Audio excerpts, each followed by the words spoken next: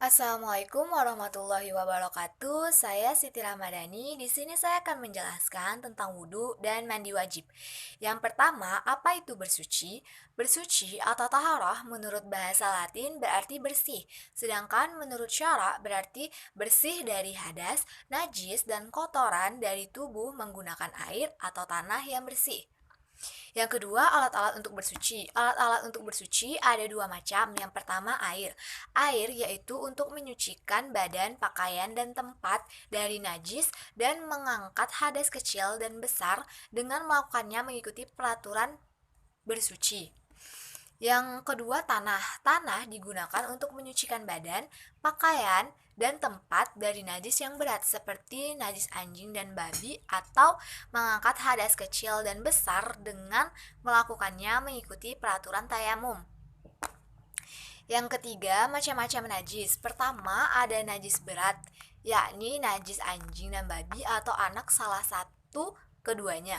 Yang kedua, najis pertengahan. Najis pertengahan itu yakni najis darah, nanah, muntah keturunan-keturunan manusia dan binatang atau air kencing manusia dan binatang dan lain-lain.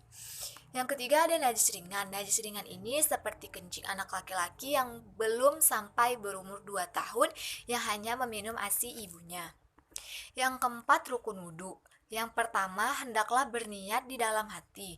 Yang kedua, membasuh muka dari kuping ke kuping dan dari pertumbuhan rambut sampai ke dagu.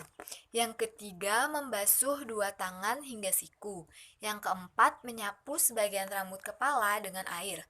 Yang kelima, membasuh dua kaki hingga dua mata kaki. Yang keenam, tertib, yaitu mengikutinya sesuai dengan aturan. Yang kelima, sunnah wudhu. Yang pertama adalah menghadap kiblat dan membaca Bismillahirrahmanirrahim. Yang kedua, mencuci kedua tangan hingga pergelangan tangan sebelum wudhu. Yang ketiga, berkumur, yaitu memasukkan air ke dalam mulut sambil diputar. Yang keempat, memasukkan air ke hidung, kemudian dikeluarkan kembali. Yang kelima, bersiwak atau menggosok gigi dengan sesuatu yang kesat. Yang keenam, menyapu semua kepala dengan air dari depan ke belakang. Yang ketujuh, menyapu dua kuping luar dan sebelah dalam dengan air. Yang kedelapan, menyela anak-anak jari, kaki, dan tangan. Yang kesembilan, mendahulukan kaki kanan dari kiri. Kesepuluh, berturut-turut dalam melakukan wudhu. Yang kesebelas, tiga kali dalam mengambil air wudhu. Yang kedua belas, pada waktu mengambil air wudhu, hendaklah tertutup auratnya. Yang keenam, hal-hal yang dapat membatalkan wudhu. Yang pertama, keluar sesuatu dari dua jalan selain dari air mani. Yang kedua, bersentuhan kulit antara laki-laki dan perempuan yang bukan mahramnya. Yang ketiga, hilang akal karena mabuk atau lain sebagainya. Yang keempat, menyentuh kemaluan anak Adam atau keliling duburnya dengan telapak tangan. Yang kelima, tidur. Selanjutnya adalah praktek wudhu. Praktek wudhu. Sunnah wudhu, menghadap kiblat dan bacalah Bismillahirrahmanirrahim. Membasuh kedua pergelangan tangan sebanyak 3 kali.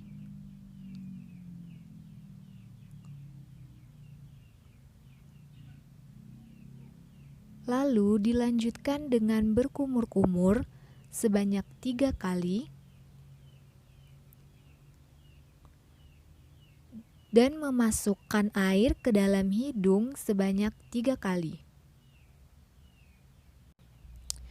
Rukun wudhu diawali dengan niat wudhu, yaitu nawaitu du'a li rafil hadasil asgori fardho lillahi ta'ala. Kemudian dilanjutkan dengan membasuh muka sebanyak 3 kali dengan pergerakan dari atas ke bawah dari ujung tumbuhnya rambut dan lebar dari kuping ke kuping sebanyak 3 kali. Lalu membasuh tangan dari ujung jari ke siku, didahulukan tangan kanan, lalu tangan kiri. Diulang sebanyak 3 kali.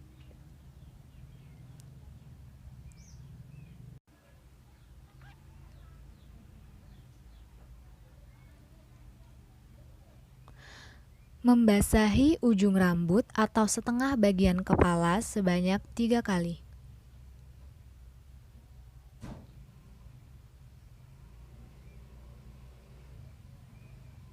Kemudian, membasuh telinga dengan cara memasukkan jari telunjuk ke bagian dalam telinga dan jari jempol di belakang telinga, lalu dilakukan pergerakan ke depan. Kegiatan ini diulang sebanyak 3 kali.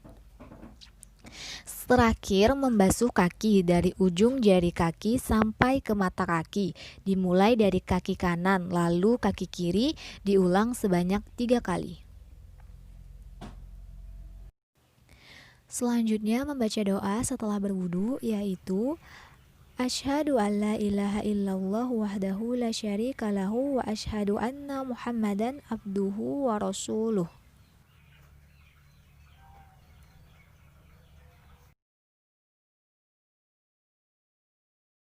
Mandi wajib.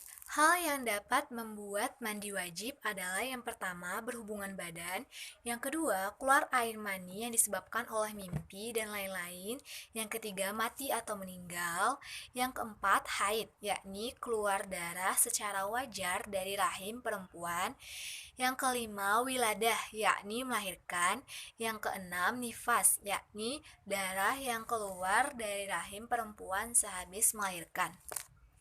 Niat mandi wajib yaitu Bismillahirrahmanirrahim. Nawaitu gusla lirofil hadasil akbari an jami'il ba'dani fardolillahi ta'ala. Artinya sengaja aku mandi wajib untuk menghilangkan hadas besar karena Allah Ta'ala. Yang ketiga, tata cara mandi wajib. Yang pertama, menuangkan air dan mencuci kedua tangan. Yang kedua, mengambil air dengan tangan kanan dan mencuci kemaluan dengan tangan kiri. Tetapi kegiatan ini juga bisa digantikan dengan gayung.